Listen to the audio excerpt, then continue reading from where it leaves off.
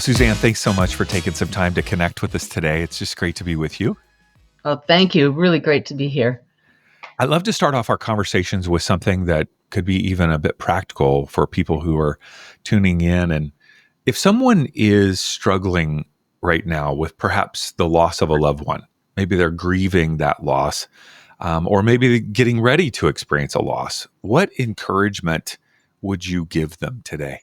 Oh, not just encouragement. How about the guarantee that death is not the end? How about the absolute certainty from connecting with thousands of people who once walked in a body and are now what we think are dead, with verifiable evidence that shows they're still right here? I know this for a fact, and I know that my background helps people to trust that.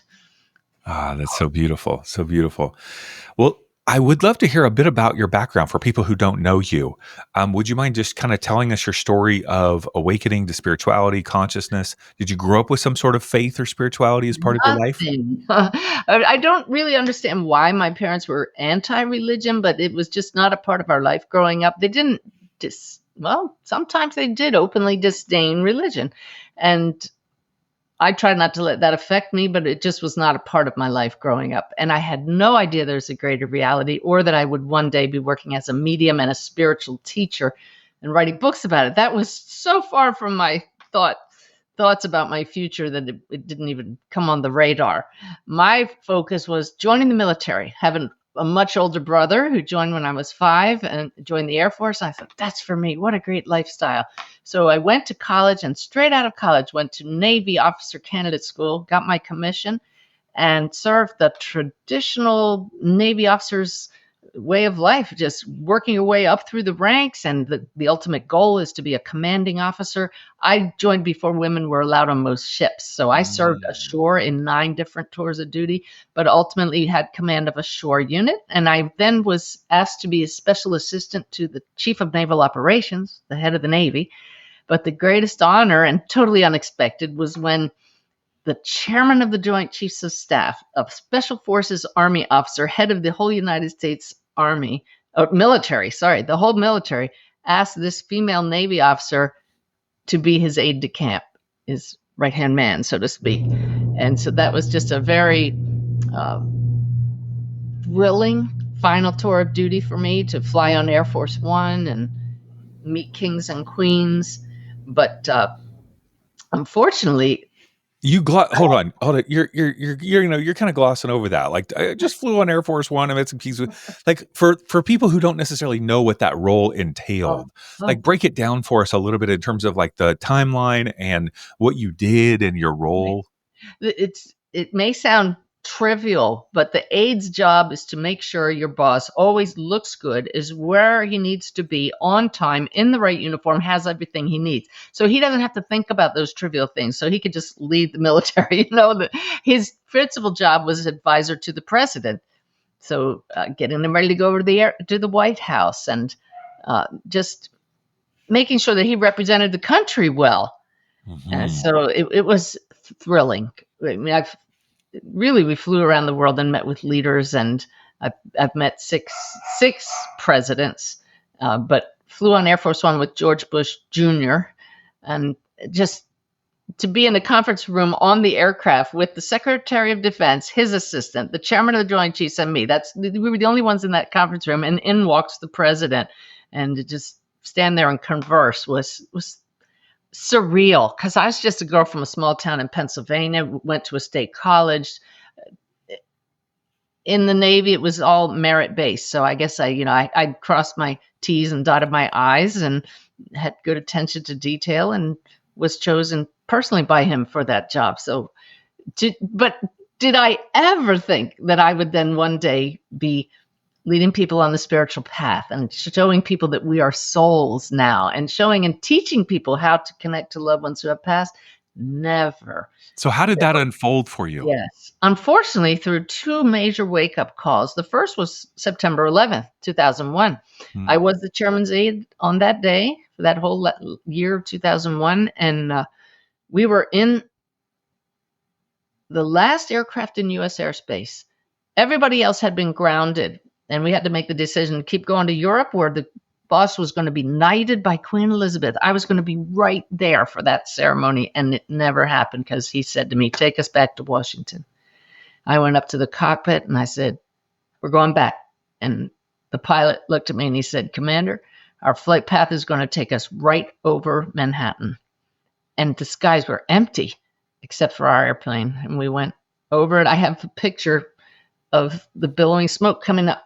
And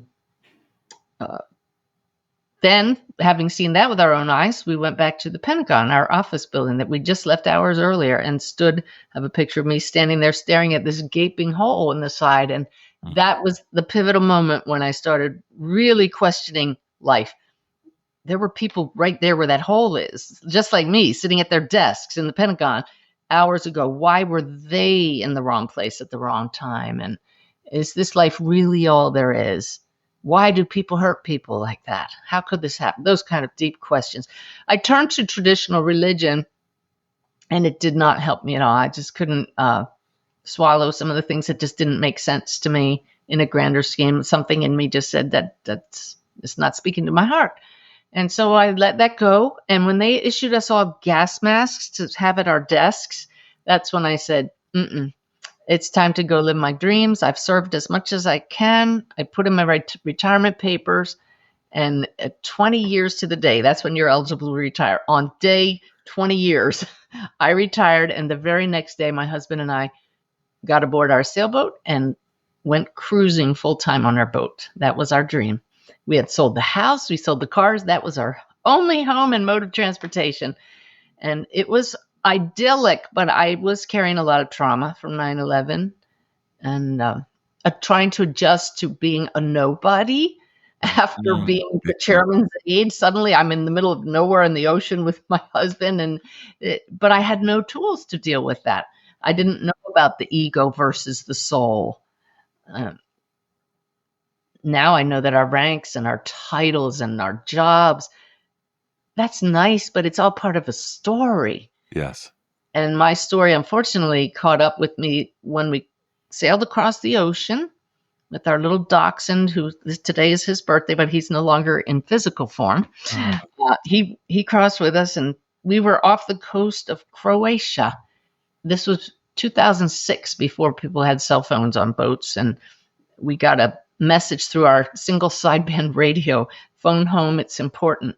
And we didn't even have any phone on board. We had to sail a day to find a payphone, if you remember what those are. And my husband called the daughter who said to phone home, and he slumped against the phone booth all of a sudden and said, "Not Susan."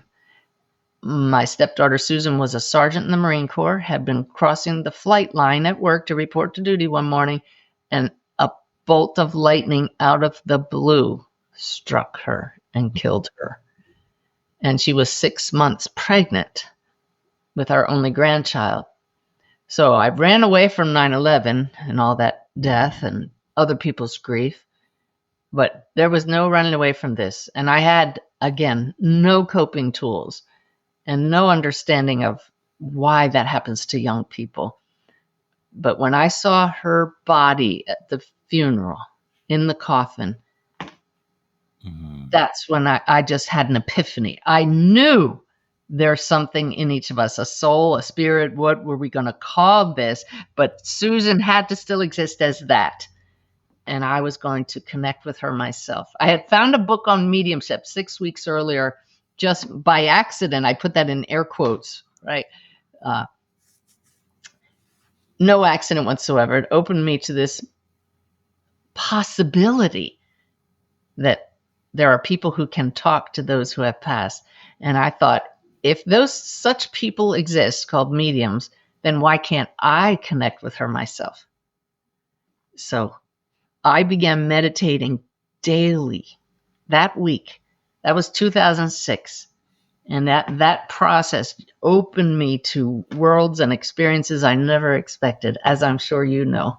My goodness. Thank you so much for sharing your story with us. I know you've shared it probably countless times, but it's definitely enrapturing. Just the heart, the pain, the desire to seek.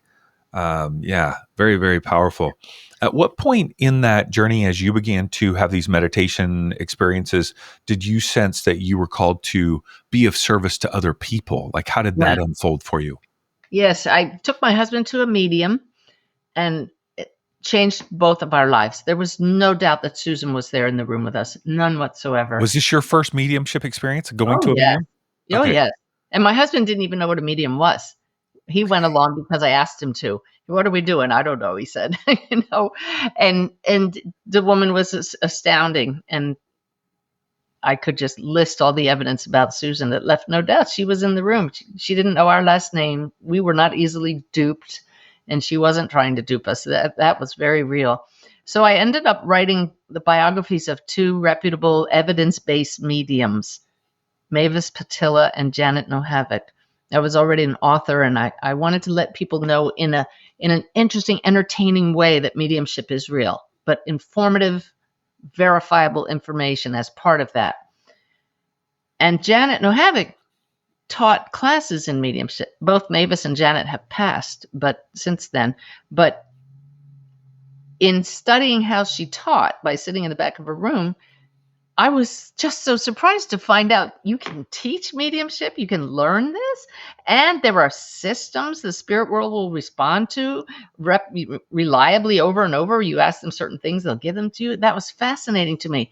I was just taking notes about Janet in the back of the class when she called me to the front of the room and said, "You can do this too, Suzanne. There's a spirit standing here. Tell us what you sense." And Wow. I just closed my eyes, not realizing that 2 years of meditating until that point, since Susan passed, had allowed me to create expanded consciousness space in my busy mind so that when she said, "What do you sense?" with that intention and the belief that she knew that there was someone there and I could do it, let's see what we get. And I brought through evidence about one of the students' fathers, including his nickname and habits and how he died and what he died of. That was the moment when I said, "Oh my gosh, if I could do that for one other person, what that medium did for our family, I'm all in." Mm. You use the term evidence-based mediumship. Maybe if you could define that for us and tell us, why is that so important to you? Oh, very important, because here you have a retired Navy commander and a Navy captain, both grieving terribly our daughter who passed, and going out on a limb to go see a woman who purports to speak to dead people. If she had said, "Oh, there's a beautiful light around you. I know I sense an older woman with gray hair, and she loves you so much, and she's fine. Don't worry about her. She says it's beautiful here. It's probably your grandmother." That would have been it. That would have been never go see a medium again, because our left brain minds needed evidence, Hmm. verifiable information that the medium couldn't know or guess. Hmm. So messages are important, but they have to be backed up by, they don't have to be, it's very helpful when they are backed up by evidence. So when you have a medium that says, "There's a young woman here who died rather suddenly. She appears to be in her 20s. She's wearing a brown uniform, and she's bringing with her a little baby boy she wants to introduce to you to," Hmm. that changes lives. So Hmm. when I teach people now to connect, we insist on evidence, and the spirit world will give it to us, but we have to push ourselves to get it, not be satisfied with, "Oh, they love you very much." No. So we get the messages, but always backed up with facts that we don't know. Yeah, amazing. Just in the last couple of years, I went to a platform mediumship reading here in Southern California. My partner Mandy owns a breathwork and meditation studio called Behind the Lids, and so we have a woman here named Mana Dobelker in Los Angeles, and she came, and I had never been to a medium. You know, I grew up as a conservative Christian and was a pastor, and I was like, "Well, I think this is satanic. I don't think we should be here," you know? And so she is not weird. She just stood up Yeah. and with a Mhm. book, and she's kind of writing, and she's calling out people's names left and right and their birth date or death date. And people are gasping in the room. And I'm like, oh my gosh, this is nuts. And I'll tell you, going through her mediumship training, it caused me to believe in I hate to even use the word afterlife, just Everlife is what my guides call it. The Everlife. there you go. I love that. The Everlife, it caused me to believe in that more than when I was ever a Christian pastor, teaching on it all the time, May right? I share something with you? Yes. I had a man asked to speak to me at a conference where I was speaking, and he said, "I have to share with you. I have been a Christian pastor for 40 years of a pretty strict church. What's the word for it? What do you call it when it's Evangelical or conservative. evangelical? Yeah, yeah, Yeah. yeah, yeah. And at first I thought, uh-oh, because most people do. They don't use the word satanic because they're afraid to use the word. But yeah, that's the whole thought. Mediumship. That's the devil's work, which it's not. It's life changing. It's all about love. It shows us more about who we are. And he said, "So I recently took one of your classes." Well, that just surprised me. Wow, that's great. And he said, "I wanted to get messages for my family. We've had a loss or two, and I got messages with evidence, and it's been wonderful and very helpful for all of us." And he said, "But it's very interesting when members of my congregation would come up to me and say, 'You're studying mediumship? Doesn't that conflict with Christianity?'" And his reply was so beautiful, David. He said, "Mediumship is Christianity with the walls blown out." I love that. Me too. Yeah. Let's not put That- any religion in a box. Let's blow the walls out and see it's all about love and oneness and connection, which is why I started out as a medium, but now I put first on my bio spiritual teacher, because mediumship is one of the best ways to show what religions and spirituality are all trying to say, that we're Mhm. all connected at the deeper levels, that our lives have purpose and meaning, and we are all expressions of one God, one source, one spirit. Yeah. Beautiful, beautiful. Today, one of the things that I wanted to introduce to people is your new book called Mediumship: Sacred Communications with Loved Ones from Across the Veil. And you've written this in partnership with Sacred Stories. And of course, we'll put the link to the book in the show notes. But who is this book for, and how would it benefit them? Oh, this book is not only for people who are grieving, it's for anybody with an interest in who we are, why we're here, and can we connect with those who have passed, or anybody with a fear of death, anybody who is grieving someone who has died. It's for anybody with an open curiosity about this life and what is before and beyond it. I know it's got a unique layout. I've been reading through it myself. Can you Yes. maybe describe how it's laid out? And I know that there are some other contributors to the book. Maybe just Yes. walk us through how it works. Well, it's a great layout that's, as you mentioned, part of this series of books called Common Sentience. So each book has a one-word title. This one is Mediumship. Other books are on specific spiritual topics, Akasha guides, that sort of thing. And all of them have the same pattern. 3 parts. The first part, it answers the basics and fundamentals of whatever the topic is. So this is, what is mediumship? Who can do it? How does it work? Why would you want to? So all of those interrogative questions are answered in part 1. Part 2 is really cool. It's 30 contributors in my book with their own stories of mediumship. Many of them are not the traditional mediumship that I've studied, where a medium sits one-on-one with someone and brings through their loved ones as the intermediary. Most of the stories in this book are what I call personal mediumship, after death communications and signs from loved ones that leave no doubt. I call them no other explanation moments, NOEs, that our loved ones are still here and doing their best to communicate with us. I have 2 of my own stories of traditional mediumship. They bracket those 30 great contributor stories in part 2. That I just did a reading for a woman before we spoke today, and you and I, David, and she said she has that book by her bed and loves to pick it up and put it down each night, because what a great way to go to bed reading one of these stories and just feeling uplifted and connected and knowing your loved ones are with you as you read it. Hmm. And then part 3 are practices to help you open up to mediumship yourself. Awesome.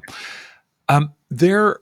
was a section in the book right in the beginning where you outline three main goals of mediumship. And I found that very fascinating because when I started my mediumship training, I started feeling like, in some ways, and this is me, uneducated, just going through the process, I was like, this feels more like a party trick, not a trick, but like, When you started studying it, you mean? yes. Yeah. And just kind of like, what's the point? I kind of Mm. was, because I'm a very analytical person, and I'm like, okay, well, what's the point? Because it's like you're describing the person, the person who's showing up, and maybe there's a message or not.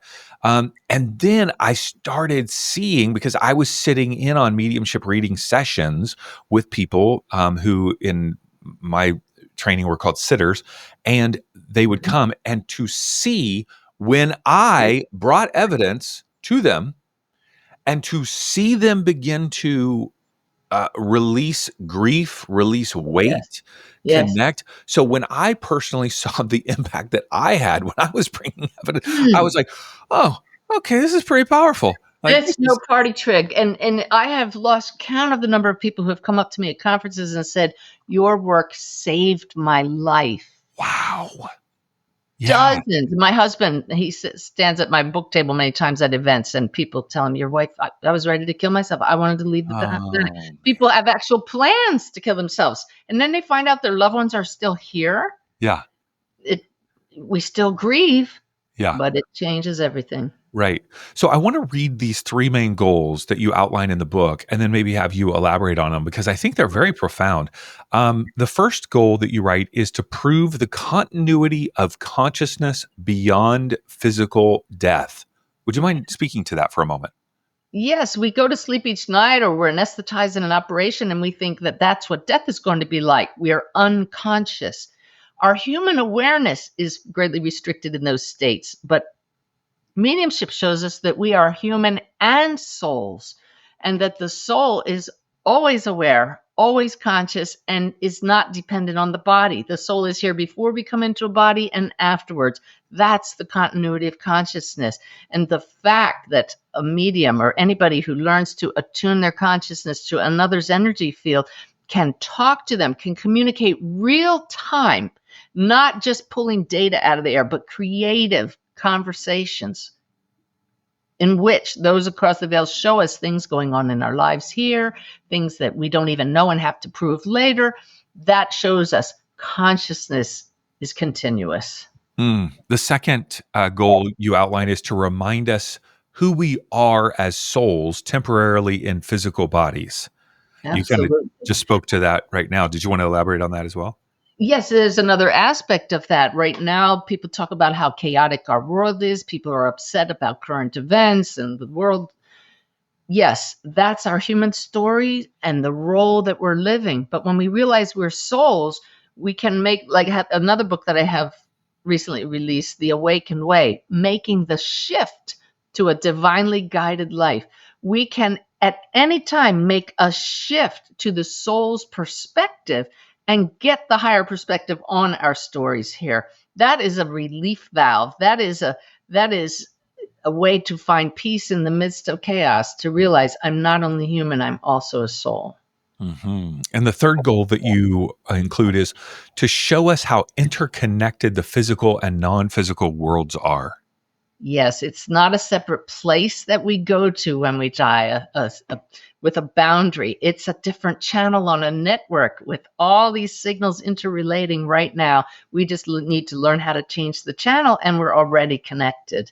That leads me to the question that I have wondered so much about is, where are these non physical beings that we're Right talking here. to?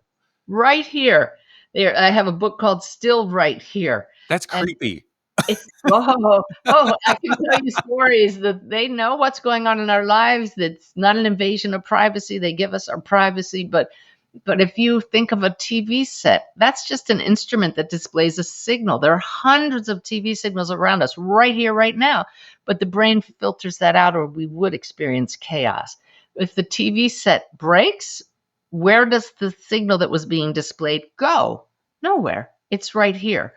All that exists is actually consciousness displaying itself through various apparent instruments.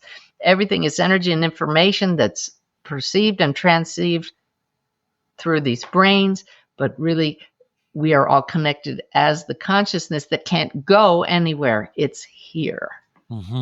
So the individuals, non-physical individuals, non-physical beings that you're connecting with, do you believe that they have some sort of process of elevating themselves when they're not in physical form? Are they going to are they coming back reincarnated in another life? How do you see that whole process? I see that we all have unique frequencies or signals or ringtones, whatever you want to call it, and that when we no longer have this dense energy of the physical body restricting our frequency, then we vibrate at a higher frequency, a different channel. Uh, I don't want to mix analogies by talking about reincarnation, but that frequency, that tone, that's the soul's pattern of energy information, and it's so much more than one incarnation. So the soul can play a role as you or me, but then even if you or I are no longer in a body, the soul can project another incarnation and still maintain the story of you or me and interact.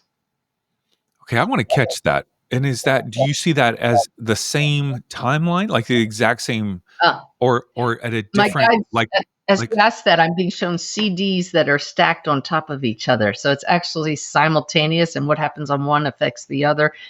We usually, our brains freeze when we start talking about beyond space and time. mm-hmm, But yeah, mm-hmm, parallel stories happening at once. mm-hmm.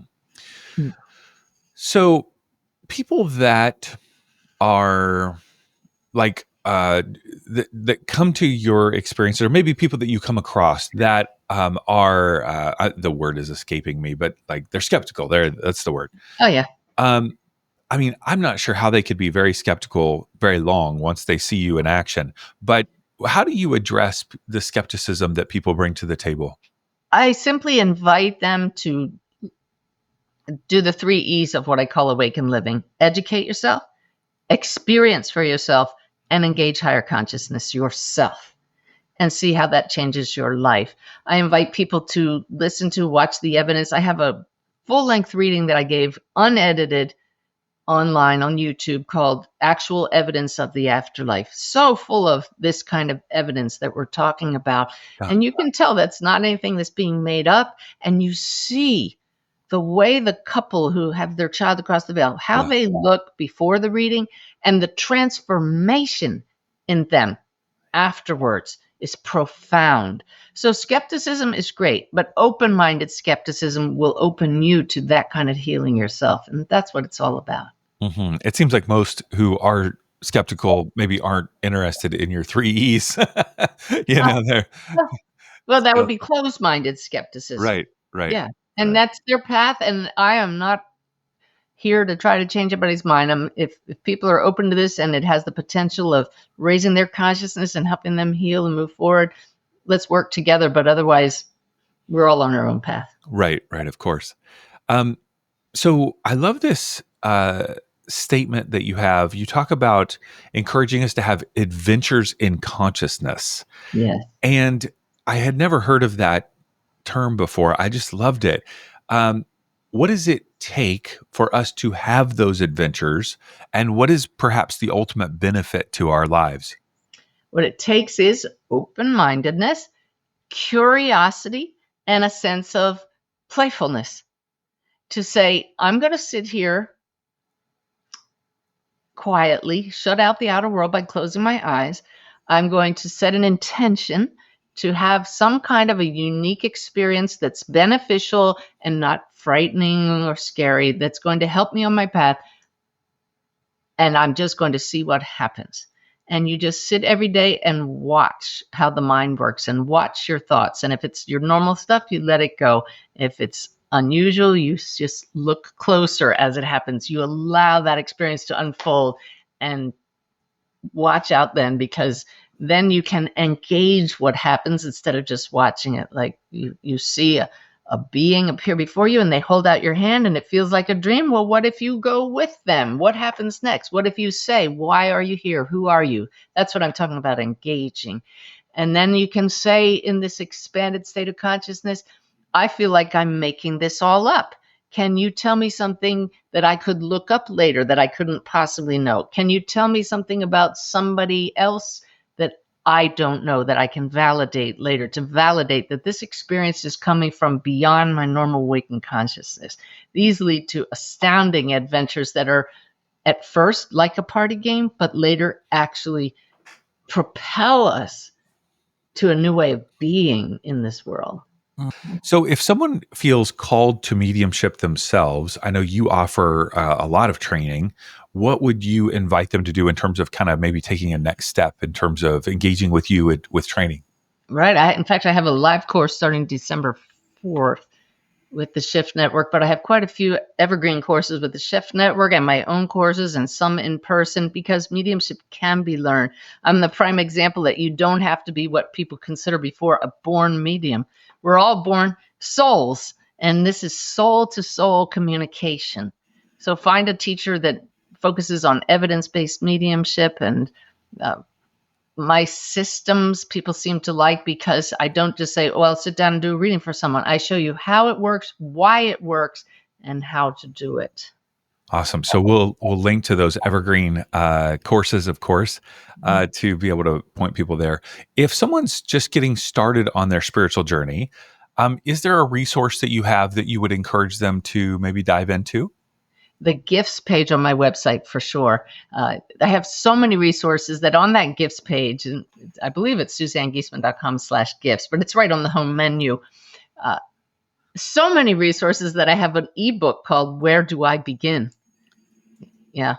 Okay, SuzanneGiesemann.com. And if it's /gifts, great. If it's something a little different, we'll link to it whichever way it is in the show notes. So Suzanne, thank you so much just for sharing your heart, your wisdom, your journey. It's just so inspiring to, one of the things that's so inspiring, I think I feel for you is when someone has had so many experiences like yourself of connecting with people that are non-physical beings, just that the very first question that I ask you and the effervescent joy that flowed through you of where, oh no, we're not alone. Like this is not the end. Yeah. Like it's just part of the journey. Like that effervescent joy that flowed through you through that question. It was just what a gift. That was a beautiful, thank you.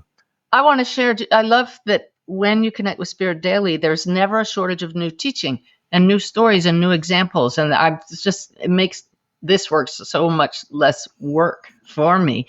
But my latest example, David, is so beautiful about the healing potential of this work. My main assistant, Stephanie, she's been with me for about a year now. She called me hysterical 2 weeks ago and said, they just found my mother unresponsive. I don't even know if she's alive or dead. And right away, I could barely understand her. So we just talked her to get centered. I said, slow down, let's take some breaths. And then I said, call me later. Turns out her mother had had a massive stroke. So I was talking to her daily. Her mother did not gain consciousness. And I said, Stephanie, I've talked to a woman in a coma and gotten evidence. What do you think about we try to connect to your mom's soul right now? Because she's visiting or sitting with her in the hospital every day. She said, oh, that would be great. So she got on Zoom with me and I just tuned in, and right away, I felt like I knew her mother. I could feel her personality, described her to a T, and then said to her mom, you better tell me something going on in your hospital room so Stephanie knows this is really you. And she talked about somebody putting a rosary in her hand back and forth. Stephanie had been doing that all day. I didn't even know what religion Stephanie is. And she'd been putting a rosary in and out of her mom's hand. And it just took off from there with her mother describing what it was like to be in the body that was in a fog, yet above the body as the soul, this dual consciousness, watching the family, feeling their love, feeling their prayers like little love bombs coming at her. The evidence that she was fine. And she actually said, and I wouldn't normally tell anybody this, but it was so clear. She said, I'm not coming back, but I want you to know I'm watching you now and I know I'll still be with you. And in fact, yesterday she passed. But the comfort it gave that family to know that they're looking at mom who is she going to wake up and what's going on? Can she hear us? Yes, totally aware of them and so aware of their love for her. It just changed the whole death journey that they just went through. And now, yes, they're grieving terribly, but it changes that as well. Mm-hmm. What a powerful story. SuzanneGiesemann.com on Instagram, Suzanne_Giesemann will, of course, link to all of that. The book is called Mediumship, Sacred Communications with Loved Ones from Across the Veil, written in partnership with Sacred Stories. So we'll, of course, link to the book. So thank you so much, Suzanne. Really appreciate it. Total joy. Thank you.